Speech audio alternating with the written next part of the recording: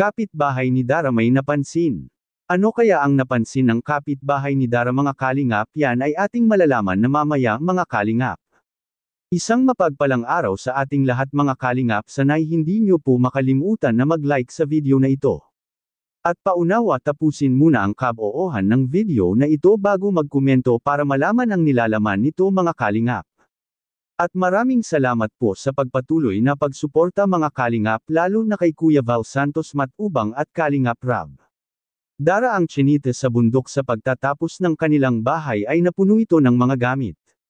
At sa wakas ay napapanatag na ang karamihang viewer sa anumang pwedeng mangyari kina Dara doon sa bundok.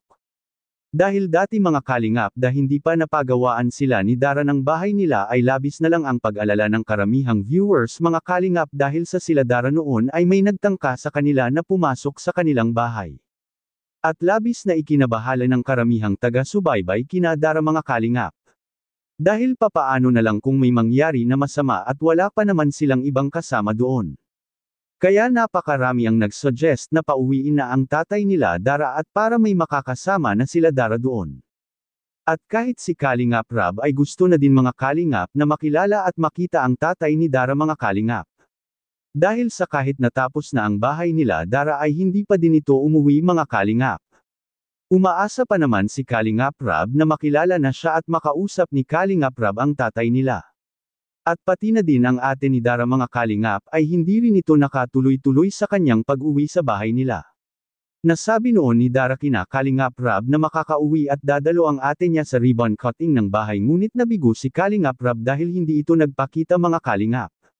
Nasasabi ng ilan na bakit kaya natiis nila na pabayaan na lang nila si Dara doon sa bundok nang sila lang doon dahil kung tutuusin mga kalingap ay sa pamamagitan ni Dara mga kalingap ay nagkaroon na sila ng maganda at magarang bahay.